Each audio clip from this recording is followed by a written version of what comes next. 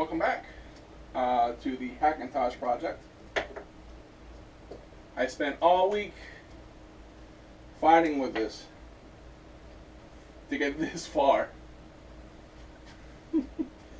AMD is not a supported platform for Apple. That being said, everything that you guys will see here is basically falls under the terms of hacking and modifying software. Not the black hat hackers you guys are used to hearing about for the detriment of a company or anything of that. I try to find good software, i.e. Apple, Mac OS, and make it better so it's more people of other means can afford to have a Mac or a Mac product. As you see here, I'm installing Mac OS High Sierra. This is a highly modified kernel. It's currently going to be installed on the FX 6300 on the motherboard that I bought from eBay for $60 with a previously made CPU, which I'm selling on eBay right now for $40. So if that sells, the motherboard would have been $20. The free upgrade from the 4300 to the 6300, I paid $33 for the 4300. They sent me a 6300, so that's a free upgrade. So I'm up to what, $50 so far. I had the video card from a computer case swap that I did for a friend of mine. He got a newer case for his computer. He wanted to go from a desktop to a tower, so he gave me his old low-profile ATI Radeon HD 7470. It's 2 gigs of onboard DDR3, more than enough for what I intend on doing with it. I had the backup power supply to an old HP computer from way long ago. I found it in my miscellaneous box, so that was free.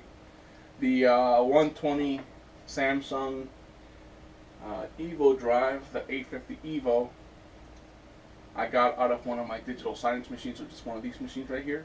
That went bad on me a few years ago, so I have that, so that was free. The dongles, the cables, all that jazz was free. The thumb drive I got on Amazon last year for Black Friday for $5. So that's close to nothing. So aside from the motherboard and the processor, that's what I had to buy out of pocket this time around. Everything else I had on hand. The 8 gigs of DDR3 that are being used right now, I had on hand, so it's not like I had any expense for that, for this project. So I have a bunch of these SATA old school, now they're considered old school, 7200 drives. I have a bunch in the 250 gig size, and I have a bunch in the 500 gig size. I have a few terabytes and a few 2 terabyte drives, so I'm going to test to make sure they're functional. I'm going to wipe them with Hiring Spoon Nuke, and then I'm going to add them as a data drive. So the operating system is being installed right now on the SSD for the Mac Hackintosh. And man, I got impatient with it. I'll tell you right now, God's honest truth, I got so impatient with this process. Until one night I said, you know what? I keep restarting it over and over and over. I never see what happens if I just let it run. I figured I'm going to be sleeping anyway for 8 hours, or 6 to 8 hours. Let it run, see what happens. So I let it run, and the first time around, I had it with a 275 gigabyte SSD that was formatted for NTFS, and it wasn't working correctly. And I just let it run. And it booted to the install media, and then I did the partitioning with this utility through the Mac OS installer, and it wouldn't go. So I said, screw it. Pull that one out. I knew that one was used for a previous build that I had.